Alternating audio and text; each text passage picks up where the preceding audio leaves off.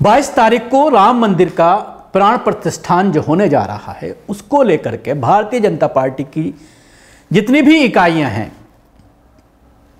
केंद्र सरकार के जितने भी मंत्रालय हैं या राज्य सरकारें जहां पर भी भारतीय जनता पार्टी की सरकारें हैं, उन्होंने डिस्ट्रिक्ट लेवल पर, तहसील लेवल पर पूरे अमले को उतार दिया है।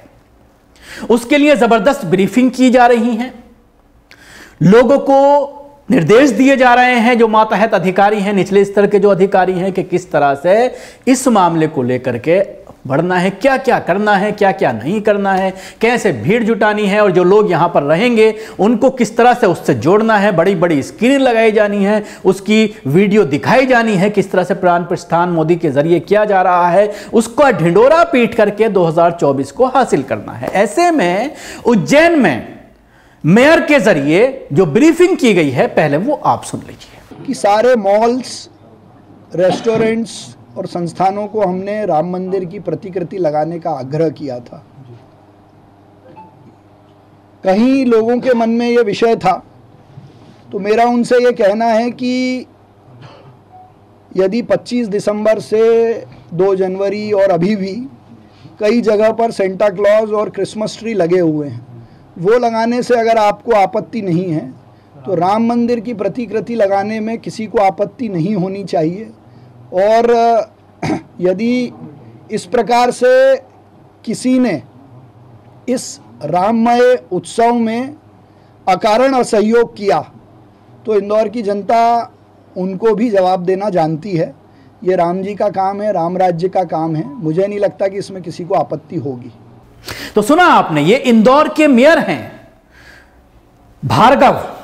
उन्होंने कथित तौर पर मॉल, रेस्टोरेंट और जितने भी संस्थान हैं उनके मालिक, यानी संस्थान का मतलब स्कूल्स हैं, गिरजाघर हैं, मसाजिद हैं, इन तमाम लोगों को यह कहा है, उनके मालिकों को, कि 22 जनवरी के प्राण प्रतिष्ठान से पहले अपने संस्थानों पर राम मंदिर की प्रकृति जो है वो स्थापित करनी है। उनके विवादित बयान के बाद हंगामा खड़ा हो गया।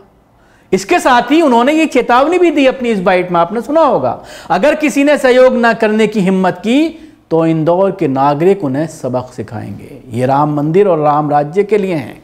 उन्होंने तर्क दिया, अगर वे मालिक जितने भी रेस्टोरेंट हैं या मॉल्स हैं, दुकानें हैं, अपनी दुकानों पर सेंटा क्लॉज को लगा सकते हैं, उन्हें राम मंदिर की फोटो से क्या समस्या होनी चाहिए? ये एक बड़ा सवाल उनके जरिए किया गया। तो अब ऐसे में आप इसको बदरुद्दीन अजमल की उस बाइट से जोड़कर देखिए, जिन्होंने कहा था कि 20 और 26 तारीख के दरमियान कोई भी मुसलमान ट्रेनों में सफ़र ना करे। तो उससे आप अंदाज़ा लगा सकते हैं किस तरह से हंगामा करने की पूरी योजना बनाई जा रही है और धमकियां दी जा रही हैं कि अगर आपने ऐसा नहीं किया तो फिर जो है पब्लिक आपको नहीं छोड़ेगी। और पब्लिक कौन है? कौन है इनका कैडर? भारतीय जनता पार्टी का कैडर कौन है? ये सब जानते हैं। ये जो छोटे छोटे हिंदूवादी संगठन हैं, उसमें जो गुंडा मवाली जो उनके साथ लगे हुए हैं, गमछा डाल करके जिस तरह से हंगामा मचाते हैं, किसी की भी जान लेने से नहीं हिचकते, लिंचिंग करने से नहीं हिचकते। तो इन तमाम लोगों को ये कहा जा रहा है कि तुम अब सड़कों पर उतर आओ, और अगर कोई भी राम मंदिर की आकृति नहीं लगाता है तो फिर उसको सबक सिखाओ। और बहाना ये बनाया जा रहा है कि सेंटा क्रूज जब आता है क्रिश्चियंस का त्यौहार, तो वो सारे दुकानों में लगाए जाते हैं। तो ऐसे में राम मंदिर से क्यों आपत्ति है?